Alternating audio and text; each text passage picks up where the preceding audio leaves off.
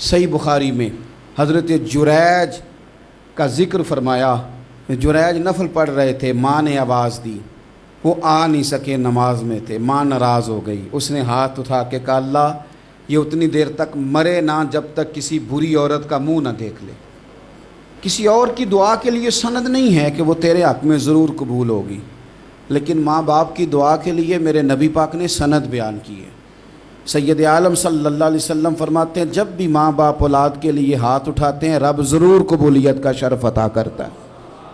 تو جہاں سند موجود ہے نا، کچھ افتتاح ابا جی سے بھی کرا لینے چاہیے، کچھ کام شروع کرنے سے پہلے صرف اماں سے ہی دعا کرا لینی چاہیے. یہ والا افتتاح بھی بڑے کام کا ہے کیونکہ یہاں سند بیان کر دیا میرے نبی کریم. تو جناب جریج کی ماں ناراض ہو گئی، کہنے لگی اللہ اس نے میری بات نہیں سنی. اب تھے تو وہ نیک، لیکن رب کریم کی حکمت کا تقاضا ہے، ماں کی دعا کو بھی قبول کرنا تھا. اللہ نے آزمائش میں مبتلا کر دیا. والدہ تو چلی گئیں، وہ ایک خیمے میں، ایک کٹیا میں، ایک جھونپڑی میں عبادت کرتے تھے، اللہ کو یاد کرتے تھے، رب رب کرتے تھے، اور لوگ ان کی بڑی تعریف بھی کرتے تھے.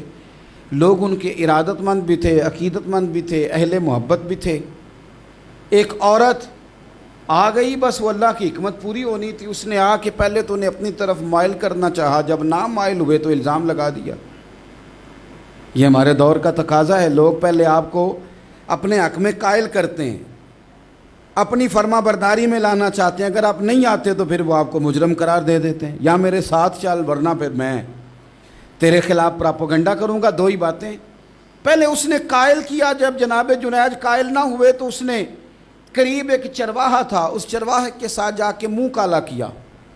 مقررہ وقت پہ بچہ پیدا ہو گیا. لوگوں نے کہا کس کا ہے؟ کہنے لگی اس خانقاہ میں، اس حجرے میں عبادت کرنے والے کا ہے. اگر کسی دیندار پر ذرا سا بھی الزام لگ جائے تو آپ یقین کریں کہ بڑے بڑے خوفناک لوگ بھی نیک ہو جاتے ہیں. جن کا اپنا سارا ماضی کالا سیاہ ہو وہ بھی اجالوں کے راہبر بن جاتے ہیں. جن کی اپنی زبانیں ساری زندگی آلودہ رہی ہوں وہ بھی بڑے بڑے اعلیٰ سچ بولنے لگتے ہیں. اعلیٰ کچے میرے مکان کی دیوار کیا گری، لوگوں نے تو میرے صحن میں رستے ہی بنا لیے. بڑے لوگ آ جاتے ہیں پھر بڑا کچھ کرتے ہیں اور بڑے بڑے خوفناک جملے کستے ہیں. بس کو نقطہ جو ہاتھ آ گیا، ایسے جیسے گرنے کا انتظار کر رہے تھے. اب جناب لوگ اٹھے، احتجاج شروع ہو گیا، شور پڑ گیا. یہ بابا بڑا نیک بنتا تھا، نفل پڑھتا تھا، عبادتیں کرتا تھا، دیکھو اس کا حال کیا ہے کہ اس نے ناجائز بچہ پیدا کیا. بغیر تحقیق کے میں کہہ چکا ہوں کہ الجھے الجھے بکھرے بکھرے روز و شب دیکھے گا کون. لوگ تیرا جرم دیکھیں گے، سبب دیکھے گا کون. لوگ تیرا جرم دیکھیں گے، سبب کوئی غور نہیں کرتا کہ وجہ کیا تھی. او بھائی کچھ تو مجبوریاں رہی ہوں گی، یوں ہی کوئی بے وفا نہیں ہوتا. الزام لگا دیا، شور ہوا، احتجاج ہوا، دنیا کٹھی ہوئی. ان کا انہوں نے اجرا گرا دیا، مارا بھی، پیٹا بھی، ایک نیک آدمی کو بدنام بھی کیا، برا بھلا بھی کہا، گالیاں بھی دیں، جو کر سکتے تھے کیا. اب جب سزا دینے لگے نا تو جناب جریج کہنے لگے تھوڑی سی اجازت دیتے ہو، مار تو تم نے دینا ہی ہے. کہا جناب ٹھیک ہے دیتے ہیں. انہوں نے کہا صرف 2 نفل پڑھنے ہیں. اب وہ نفل پڑھ رہے تھے تو لوگ اس وقت بھی کہہ رہے تھے فراڈ ہی کر رہا ہے، دھوکہ ہی دے رہا ہے. چونکہ ذہن بن گیا نا، بدگمانی آ گئی. انہوں نے 2 نفل پڑھ کے ہاتھ اٹھائے، کہا اللہ جانا تو میں نے ہے، پر اس رسوائی کے ساتھ جنازے تک نہیں خراب ہو جاتے، قبریں تک نہیں لوگ بدنام کر دیتے. کہ اللہ جانا تو ہے پھر اس رسوائی کے ساتھ، تو میری مدد فرما. اب تو میرا کیس تیری ہی عدالت میں ہے، تو رحمت کا دروازہ کھول.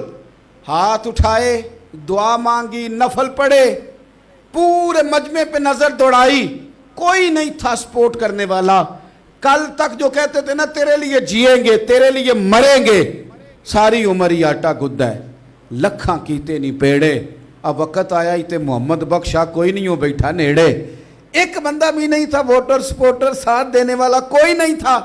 تو جناب جنید بچے کی طرف اشارہ کر کے کہنے لگے کوئی نہیں بول رہا، تو ہی بول کے بتا دے تیرا باپ کون ہے، تو ہی بول کے بتا دے کون ہے. اللہ اکبر. میرا رب جب چاہے تو بچے بولتے ہیں، رب چاہے تو گونگے بولتے ہیں، رب جب چاہے تو پھر پتھر بھی بولتے ہیں. جب کہا نا تو ہی بتا تو بچہ بولا. اور بول کے کہنے لگا میرا باپ جریج نہیں، میرا تو وہ ہے جو بکریاں چرانے والا ہے، وہ میرا باپ۔ جب رب کریم نے توفیق دی تو بچہ بول پڑا۔